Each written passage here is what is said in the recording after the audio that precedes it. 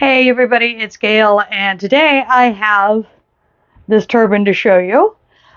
This pattern comes to us from 1914, so one of the oldest ones I've ever made. And I know I always describe things as cute and clever and all that shit, but it really is clever, and I will get into why in a moment. First of all, let me show you the fit. You'll notice I've got my usual top knot and my clip, and I'm just going to slide this right over all of that because this would have been, let's see, 1914. We would have been in the Edwardian era. So we were doing the big poofy hair, sort of the hair halos. And so the way that this is designed makes me think that it was made specifically so that if you wore your hair that way, you would be able to wear a hat without crushing your hair. So one of the things I do have going on is that this piece kind of needs to be tucked under. And I think that's probably just my sewing skills coming to bear on me. There we go. Gives you a good sense. And the back. So very, very warm and cozy. You make this with worsted weight yarn and a 3.5 millimeter and E-hook. This is Hobby Friends wool. I used about 500 yards. It came out to, I think, 463, but 500 yards. And I'd worked with Hobby's wool on one other project before, but I really enjoyed working on it for something like a hat because different yarns can work up differently for hats as opposed to other projects. So it was fun to see that it's really a beautiful yarn. It has a nice feel to it and everything. This is worked in star stitch for the majority of it, and this is what it looks like. Whoop, there we go. When it's unbuttoned. Isn't that fascinating? I love this. So you make the crown of the hat in one piece. So these two sides are actually one piece. This spot down the middle here, you end up working a chain to get the rest of it. And you work them out to the same width on either side of the split. And then you make the hat band. And then you fold the hat band over. After you attach it on the back, you can see that I've attached it here. You fold the edge of it over so that this edge hides the ruched edge at the bottom of the hat. And so the way that you go from this right here being just a big rectangle to a more oval shape is you do ruching. They say plating, as in braiding, but they don't provide a lot of detail to be able to see exactly how they did it. So what I did was just my standard ruching technique of a running stitch. I've actually made a short video that should have dropped with this one that will explain how to do that. It's pretty simple. You just got to be able to pull real tight. So if you have any issues with like holding thread tight with your hands in order to pull like you're tying a really hard knot, you may want to get someone to help you out.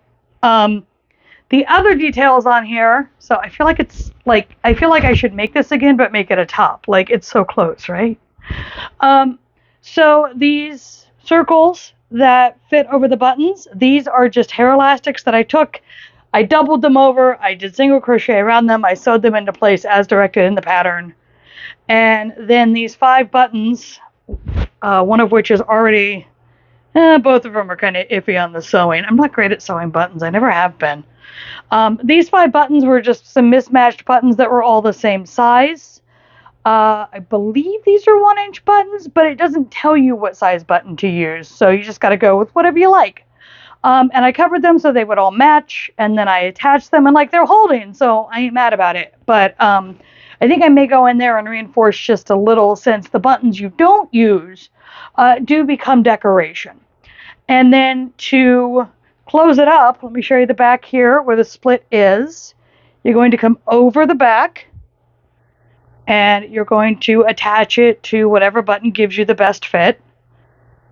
So there we go. And then you're going to, here is the other piece, and you're going to wrap that around. You know what? I'm actually going to put it on the second one just so you can kind of see a little better. I'm going to wrap that around here so that that edge is tucked in the way it's supposed to be. And then you have a hat that you can just wear about and it won't crush your hair. I imagine this is something that could also be really good if you have like super curly hair and you need to keep your head warm. Oh, that went horribly wrong. But you don't want to wear a tight hat. So that's really, oh, we got some Alice in Wonderland shit going on now. Well, the good news is you saw what it looked like when I put it on earlier, so you know that it's cute. It's just a matter of adjusting the two flaps where you need them, and that is harder to do with an audience. Yeah, so really fun. No, I don't recall any mistakes in the pattern.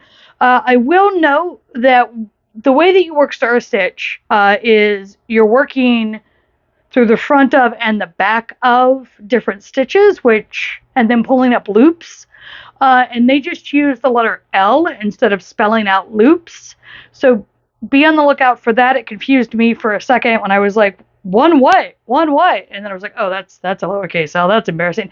It doesn't look like a one. It just, my brain went there. Yeah, but I also think that this would be really good if you're somebody who needs to wear something warm, but maybe regular hats, they don't sit right, they don't feel right, maybe they're too tight because you don't have a band for most of it. You have this front band so you can attach the buttons, but then the rest of it is just free in the back. And so it's much looser is not quite the right word because it stays on. I've worn it. It's not that it's flying off or anything. It's not as snug. That's the word I'm looking for. It holds on, but it doesn't have that snug fit of like a totally elasticized hat or a hat with a full round band that you may just crochet yourself. So big recommend if that's kind of what you're looking for.